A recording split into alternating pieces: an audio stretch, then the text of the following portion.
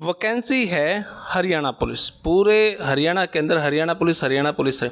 आपके पड़ोस में वो 2-3 महीने रह के गए हैं सर। वो 3087 पोस्ट आपने निकाली, उसके बाद लगभग 2500 फिर आपने रोक दी। महिलाओं का अलग है, पहले हम 2500 को लेके बात करेंगे। सेकंड लिस्ट कब तक आएगी सर? फीमेल ने क्या कसूर कर दिया सर? फीमेल कांस्टेबल रहेगी सर। फीमेल ने कोई कसूर नहीं किया है। सीईटी को लेके जो जिन बाड़का ने बीसी में फार्म भरा, बहुत सारे फ़ोन आए उनको लेके। अब जो पोस्ट निकली है तो क्या वो ईडब्ल्यूएस या जनरल कैटेगरी में जा सकते हैं? कोई ऐसा प्रावधान? नहीं, कोई प्रावधान नहीं है। ग्रुप डी का बहुत सारे बच्चे कह रहे हैं भाई इकट्ठा ही क्यों नहीं पेपर ले लिया, सी का भी और डी का भी। डी का पेपर होगा कि नहीं सर? पहले तो कंफर्म। डी का पेपर होगा। तो बच्चों की डिमांड थे कि आप सर पहले सी की भर्ती करिए। जो अब की बार सीईटी हुआ है सर, ये तो पोस्ट आई है पिछले 2022 के सीईटी के बेसिस पे। अब बहुत सारे बच्चों का सीईटी क्लियर नहीं हुआ, तो उनका ये है डाउट कि क्या दोबारा सीईटी होगा 2023 में? अब दोबारा ग्रुप सी के लिए सीईटी होगा? बिल्कुल, सीईटी का जो एक्ट आपने पढ़ा होगा तो उसमें लिखा हुआ है कि प्रत्येक वर्ष सीईटी हुआ करेगा। एबीपीजी को लेके है, कंफ्यूजिंग चली हुई है। कोई कहता है स्टे है, कोई कहता है नहीं है। बच्चे जो वेटिंग में हैं उनका क्या है? कंफ्यूजिंग में वो फंसे पड़े हैं। देखिए, ऐसा है कि हमारे पास शायद एक कैटेगरी ऐसी है जिसका हमने रिजल्ट नहीं निकाला ईबीबीजी का। तो सारे भाई है ना भाई, मेरी राम राम। मैं जगदीप शर्मा, स्टेप अप जे सर यूट्यूब चैनल पर आपका स्वागत करता हूं। भाई सबसे बड़ा इंटरव्यू आज हमारे साथ है, और आज हरियाणा के रोजगार को लेके बहुत सारे सवाल हैं। सीईटी को लेके थे और आगे आने वाले एग्ज़ाम को लेके हैं। हमारे साथ हैं एचएसएससी के चेयरमैन साहब हमारे भोपाल सिंह खत्री जी। सर नमस्कार। नमस्कार जी, नमस्कार। सर कैसे हैं आप? बहुत अच्छे। वायरल सुना था जी, हो रहा था। कोई बात नहीं, तो चलता रहा है, मौसम बदल रहा है। लगभग 2 साल पूरे होने को हैं सर, आपको मुबारक हो सर इसके लिए भी। धन्यवाद जी। और मेरे ख्याल से पहली बार 31,500 पोस्ट आपने एक बार निकाली है, उसके लिए भी धन्यवाद सर। Thank you. तो हमारे साथ दीपक लाठर जी भी बैठे हैं। भाई फ्री में कोचिंग देने लग रहे हैं आजकल, तो पूरा जोटा मारेंगे। भी बात कर रहे हैं मास्टर जी। राम राम। राम राम जी, राम राम। तो सर पहला सवाल जो है, जो बच्चा के आए हैं, पहला सवाल ये है कि जो MPSW मेल की वैकेंसी है, फीमेल की वैकेंसी थी 339, आपने 110 और बढ़ा दी, 449 कर दी। मेल वाले ने के कसूर कर रखा है जी, उनकी वैकेंसी नहीं निकाल रहे हैं। सबसे पहले तो मैं बच्चों को होली की शुभकामनाएं, एक दिन बाद ही सही। और दूसरा, उनको शुभकामनाएं देता हूं कि हमने 32,000 पोस्टें सी क्लास की निकाली हैं, उसकी तैयारी में वो जुट जाएं। और आपका जवाब देने से पहले मेरी सभी कैंडिडेट से रिक्वेस्ट है, जो सीटी क्वालिफाई हैं और दूसरी पोस्ट के लिए अप्लाई कर रहे हैं, वो हर इंस्ट्रक्शंस को बिल्कुल पूरे ध्यान से पढ़ें और अपना फार्म वो खुद भरें। और अगर वो साइबर कैफ़े वाले से भी भरवाते हैं तो वो साथ बैठें, क्योंकि एक छोटी सी गलती को हम बाद में सुधार नहीं पाते और इसी के लिए उसको हाई कोर्ट तक के चक्कर काटने पड़ते हैं। तो मेरा आपके माध्यम से सभी कैंडिडेट्स को प्रार्थना है कि अपना जो इंस्ट्रक्शंस हैं फिलअप करने की, वो केयरफुली पहले पढ़ें और तभी अपना फार्म भरें। कोई गलती जो हो गई उसको ठीक करने का चांस बड़ी मुश्किल से दिया जाता है, या देते ही नहीं, क्योंकि हमारे जो है वो डाटे चेंज हो जाते हैं बाद में। तो अपना फार्म जो है वो केयरफुली भरें। जैसे आपने कहा MPSW की बात, हम एक रिक्रूटमेंट एजेंसी हैं। जो रिक्विजेशन सरकार की तरफ से या डिपार्टमेंट्स की तरफ से हमारे पास आती है, हम उसकी एडवर्टाइजमेंट करके रिक्रूटमेंट का प्रोसेस शुरू कर देते हैं। जो MPSW की आपने पदों की बात की, ये सरकार की तरफ से या हेल्थ डिपार्टमेंट की तरफ से हमारे पास कोई डिमांड ही नहीं आई है। तो जब हमारे पास डिमांड आएगी, भर्ती तो हम तभी करेंगे। वैसे 8 साल से कोई वैकेंसी आई नहीं थी। पिछले साल भी बच्चा ने इसकी RTI लगाई तो अच्छी वैकेंसी पेंडिंग थी, फिर भी डिपार्टमेंट भेज नहीं रहा। ज़रूरत ही नहीं रही क्या सर? मतलब अब ये हर एक डिपार्टमेंट की रोस्टर बने हुए हैं कि किस पोस्ट पे कितने लोग लगने चाहिए या लगे हुए हैं, तो वो सब अपने रोस्टर के हिसाब से रिक्विजेशन या डिमांड भेजते हैं। इस बात का जो सही उत्तर है वो डिपार्टमेंट दे सकता है, क्या कि उनके पास MPSW की पोस्टें खाली नहीं हैं क्या, या फिलअप हो रही हैं, या वो हमारी जो पीछे MPHW हमने लगाए थे उसकी वेटिंग की इंतज़ार कर रहे हैं अभी। ये सारे क्वेश्चनों का आंसर जो है हेल्थ डिपार्टमेंट आपको प्रॉपर दे सकता है मेरी बजाय। दीपक जी, मैं आपसे जानना चाहूँगा, आपका एक सवाल था सिलेबस को लेके, वो क्या सवाल था? सर जैसे अभी जो सिलेबस डाला है कॉमन एग्ज़ाम के लिए, जो 12th बेस और ग्रेजुएशन का है, तो उसमें 20% में भी मैथ, रीजनिंग, इंग्लिश, हिंदी ये सब हैं। उसके बाद 10% कंप्यूटर आ गया। 70% जो कह रखा है कि भाई जॉब स्पेसिफिक जो होगा उसमें भी मैथ, इंग्लिश, रीजनिंग ये सब डाल दिया, तो वो मैच कर रहे हैं। 20% में वही सब्जेक्ट हैं और कुछ सब्जेक्ट 70 में भी वही हैं, तो उसको लेके कन्फ्यूजन है कि भाई कौन सा सही माने, आएगा क्या?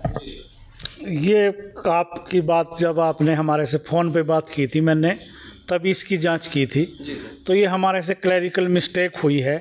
तो जो 20% है, सिर्फ 20% में 2 कॉमन टेस्टों में बता रहा हूँ, जो ग्रेजुएशन लेवल का कॉमन टेस्ट होगा और +2 लेवल का जो कॉमन टेस्ट होगा, उसमें 20% हम फिर से हरियाणा के बारे में पूछने जा रहे हैं।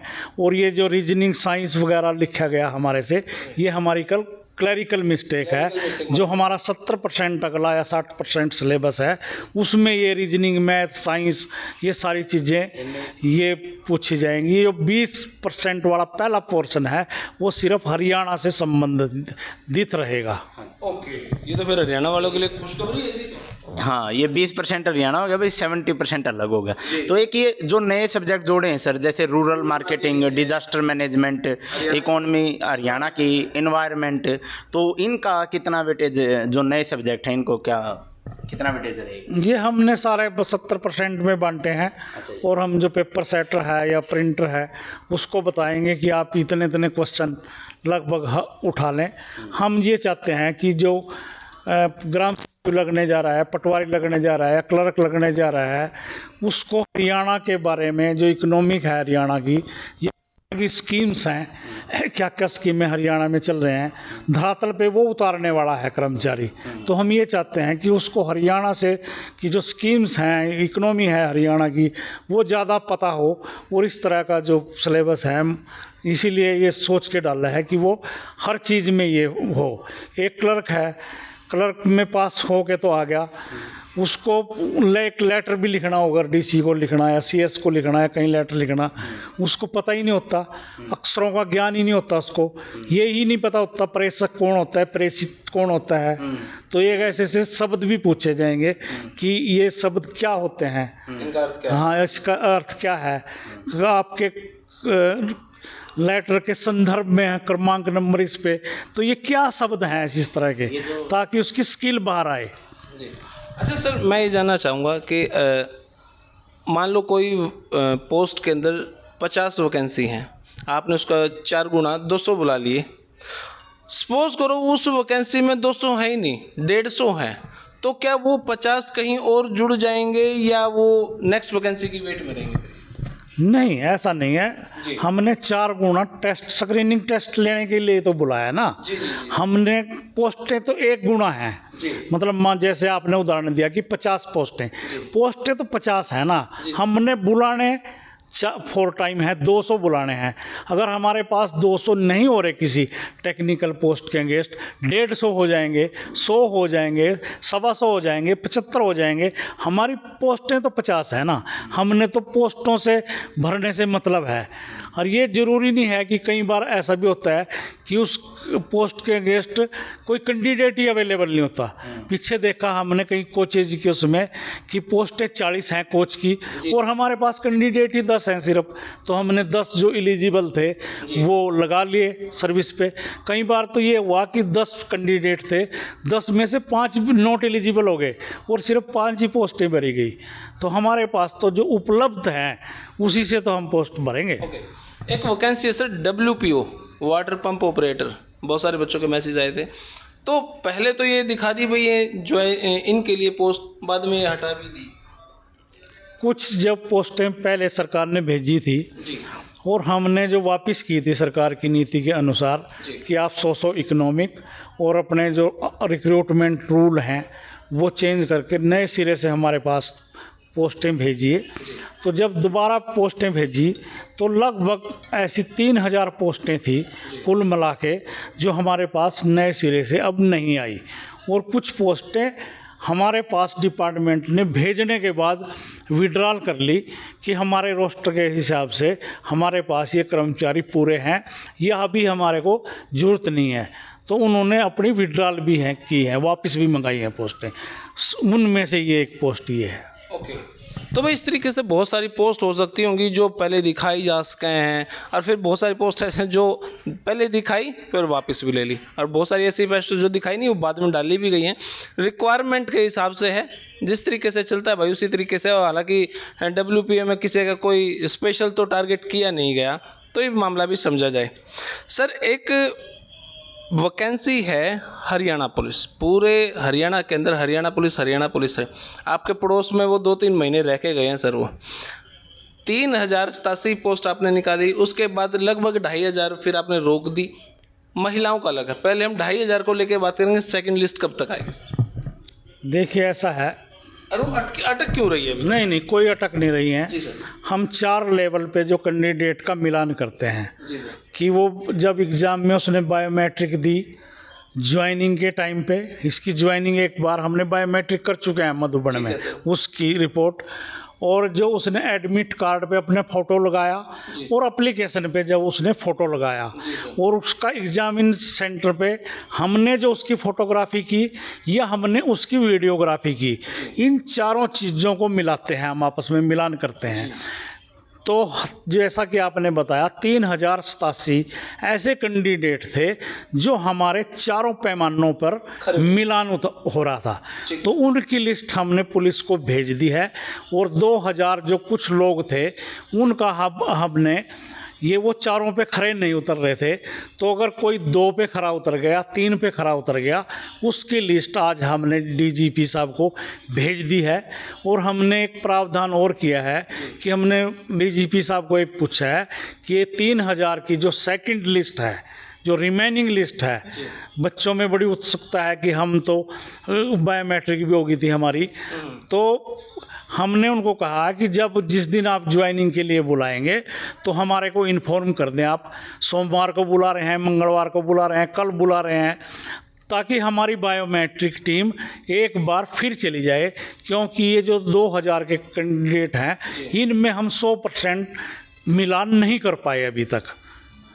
तो ये हमने लिस्ट भेज दी है, लास्ट कंफर्म हो जाएगा। जी, अब DGP ऑफिस से हमारे पास इन्फॉर्मेशन आएगी आज ही, और बच्चों को भी इन्फॉर्मेशन देंगे कि वो ज्वाइन कब करा रहे हैं, कल करा रहे हैं, सोमवार को करा रहे हैं, संडे को करा रहे हैं। तो इसमें कोई बच्चों को अतोत्साहित या उतावलापन दिखाने की ज़रूरत नहीं है, सबको ज्वाइन कराएंगे। और जो वेटिंग वाले बच्चे हैं उनको भी बाद में ज्वाइन कराएंगे, ताकि जो मेन लिस्ट है हमारी पहली, हम ये देख लें कि उनमें से कितने लोग ज्वाइन करने नहीं आ रहे हैं या अब्सेंट हो गए हैं। फीमेल ने क्या कसूर कर दिया सर? फीमेल कांस्टेबल रहेगी सर? फीमेल ने कोई कसूर नहीं किया है। जी सर। और जैसा कि आपको पता है कि फीमेल कांस्टेबल पर अभी माननीय उच्च न्यायालय की तरफ से स्टे है। तो क्या स्टे इकट्ठा नहीं था, फीमेल पर ही था? नहीं, वो फीमेल पे ही था स्टे, और इन्होंने जो अपोजिट पार्टी थी उसने भी, और जो हमारा AG ऑफिस था उसने भी जो समझने में गलती की कि ये दोनों केस क्लब कर दिए हैं कोर्ट की तरफ से। केस क्लब हुए थे पर मेल पे कोई स्टे नहीं थी। तो हमने AG ऑफिस को और सरकार को ये बताया कि ये क्लब जो किया हुआ है केस, ये गलत किया हुआ है, मेल पे कोई स्टे है ही नहीं। तो वो इसी बात पे लगे हुए थे कि ये दोनों पे स्टे है।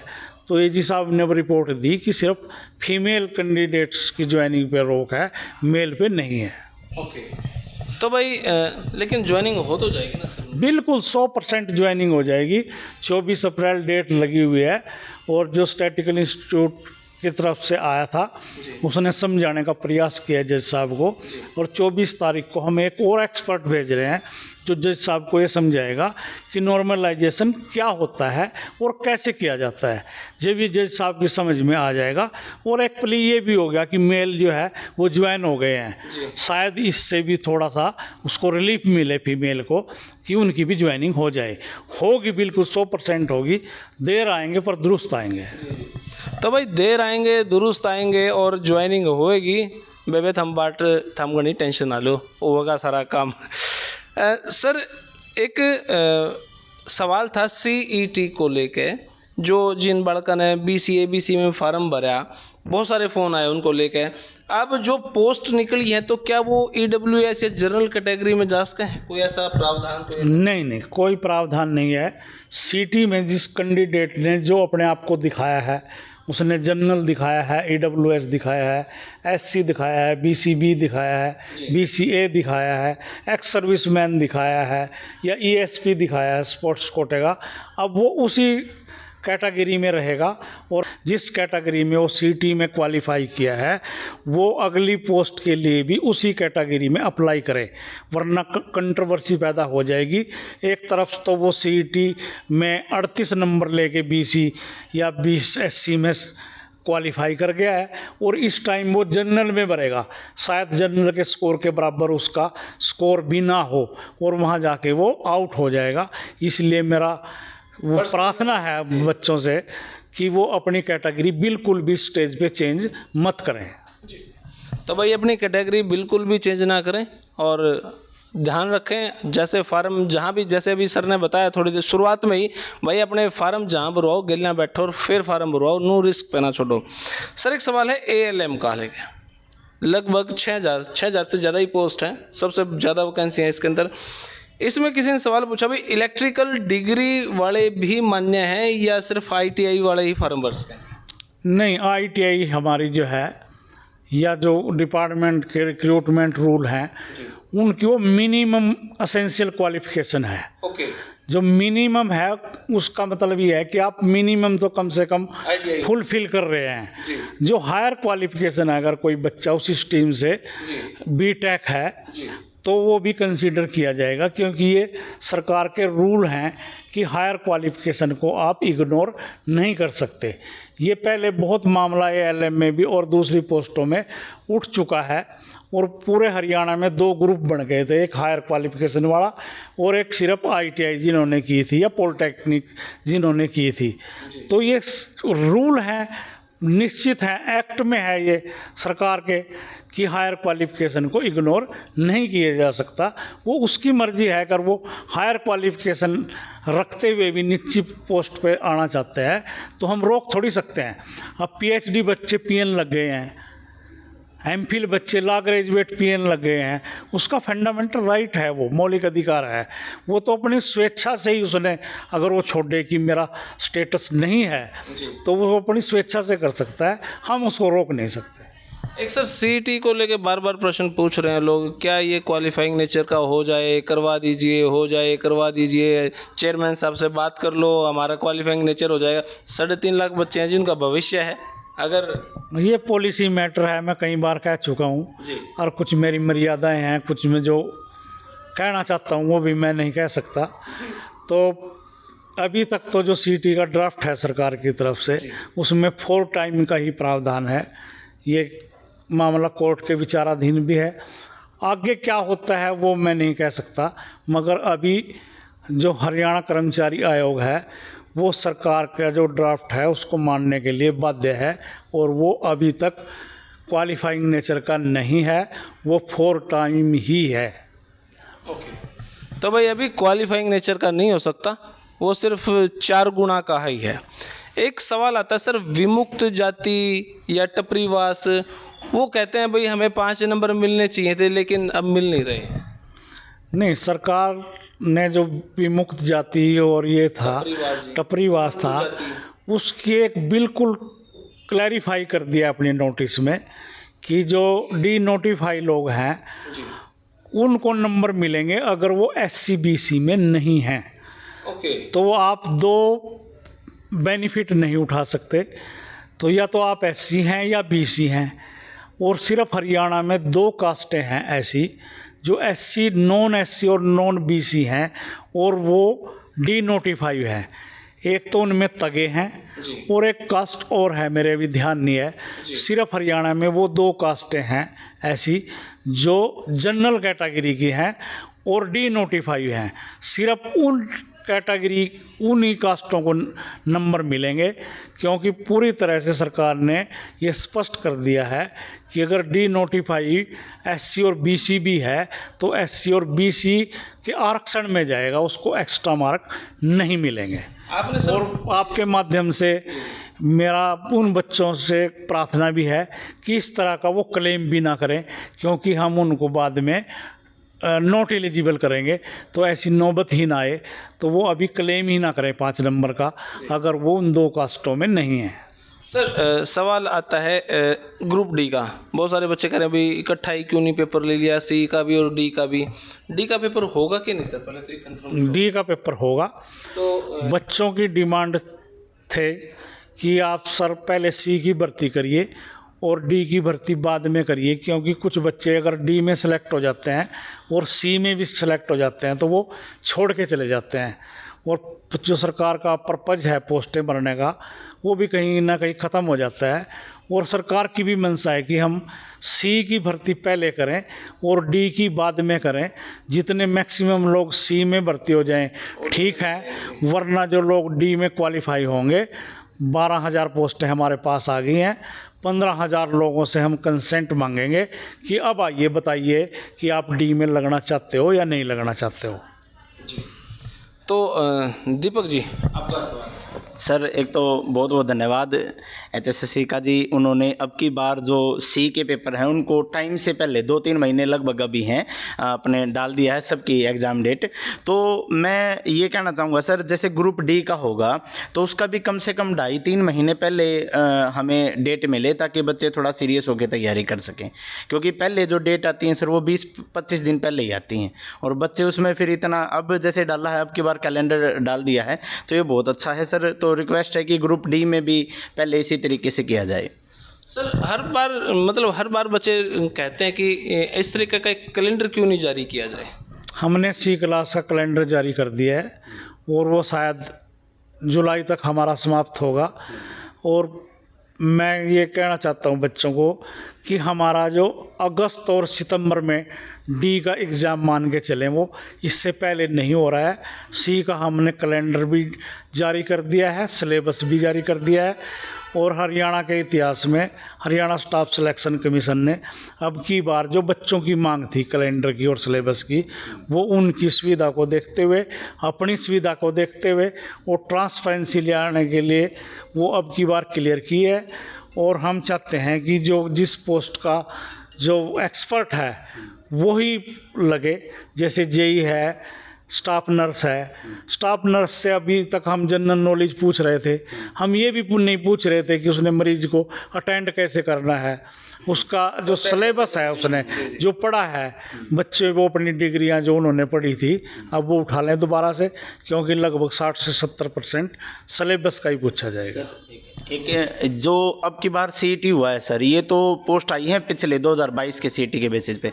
अब बहुत सारे बच्चों का CET क्लियर नहीं हुआ, तो उनका ये है डाउट कि क्या दोबारा CET होगा 2023 में, अब दोबारा ग्रुप C के लिए CET होगा। बिल्कुल, CET का जो एक्ट आपने पढ़ा होगा तो उसमें लिखा हुआ है कि प्रत्येक वर्ष CET हुआ करेगा। तो वो कमीशन की इच्छा है कि वो कब करें, तो हमने फैसला लिया हुआ है कि हम अक्टूबर नवंबर में ये CET का जो एग्ज़ाम है वो कंडक्ट कराएं। वो इसलिए कि उस टाइम तक जो भी बच्चे +2 कर रहे हैं वो +2 कर लें, 10th कर रहे हैं 10th कर लें, किसी की ग्रेजुएशन कंप्लीट नहीं हो वो अपनी ग्रेजुएशन कर लें। तो ये जो अक्टूबर नवंबर तक है सारे रिजल्ट आ चुके होते हैं, तो हम हर वर्ष अक्टूबर और नवंबर में CET का एग्ज़ाम लिया करेंगे। तो जी सर, ये मान लिया अब जुलाई तक चलेगा ग्रुप C का, तो इसके बाद हम मान के चलें कि भाई जुलाई तक ग्रुप C हो गया, अगस्त सितंबर में ग्रुप D हो गया, और अक्टूबर नवंबर में दोबारा ग्रुप C का CET हो गया, ये कंफर्म है जी? बिल्कुल नहीं, ग्रुप C का ही CET नहीं, अगली बार हम, अब की बार तो हम D का, हाँ आपने ठीक कहा कि D का अलग से CET लेने जा रहे हैं, पर 24 से हम डी और सी का जो है सीटी एक ही लेंगे, और जो बच्चे सी में लगने के बाद डी वालों से ऑप्शन मांगेगी कि बोलो आप इतने बच्चे जो कैंडिडेट थे वो अब लग चुके हैं, उनके रजिस्ट्रेशन के हिसाब से हम उनको हटा देंगे और बाकी रोल नंबरों से कंसेंट मांगेंगे कि आप मेरिटोरियस हैं, इतने परसेंट से ऊपर के लोग हैं, आप डी में लगना चाहते हो या नहीं लगना चाहते। तो अगले साल से 24 से सी और डी जो सीईटी है वो कॉमन ही होगा, ना कि अलग अलग। सर लास्ट सवाल एबीपीजी को लेके है, कंफ्यूजिंग चली हुई है, कोई कहता है स्टे है, कोई कहता है नहीं है, बच्चे जो वेटिंग में हैं उनका क्या है, कंफ्यूजिंग में वो फंसे पड़े हैं। देखिए ऐसा है कि हमारे पास शायद एक कैटेगरी ऐसी है जिसका हमने रिजल्ट नहीं निकाला एबीपीजी का, वो भी इसलिए कि हमारे रिकॉर्ड जो है वो विजिलेंस के पास है पार्टिकुलर उस पोस्ट का, उसमें हम एबीपीजी का रिजल्ट नहीं निकाल पाए, और उस जो एक आरक्षण दिया था 5 जातियों को, एसएसपी क्या बोलते थे उसको, अच्छा वो स्पेशल बैकवर्ड क्लास, हाँ, उसका कुछ रिजल्ट हमारे पास रह गए हैं। हमारे पास रिजल्ट कोई बकाया नहीं है, रही अपॉइंटमेंट पे या ज्वाइनिंग पे रोक है नहीं है, या जो को ये डिपार्टमेंट अपने हिसाब से इस चीज़ को घुमा रहे हैं, ये सारा सब जुडिस है, कोर्ट का विषय है ये। मैंने अभी तक इस चीज़ की स्टडी नहीं करी कि ज्वाइनिंग पे रोक है या नहीं है, पर रिजल्ट डिक्लेयर करने पे कोई रोक नहीं है। बहुत बहुत शुक्रिया sir. Thank you thank you sir. धन्यवाद जी, धन्यवाद धन्यवाद। तो भाई इतना बड़ा इंटरव्यू आपने देखा, मेरे पास जो सवाल थे भाई मैं दिल तय आपके लिए पूछ लिए। अब आपका क्या कहना कमेंट बॉक्स में राय दे। तब तक के लिए धन्यवाद। जय हिंद, भारत माता की जय। थैंक यू मेरे भाई।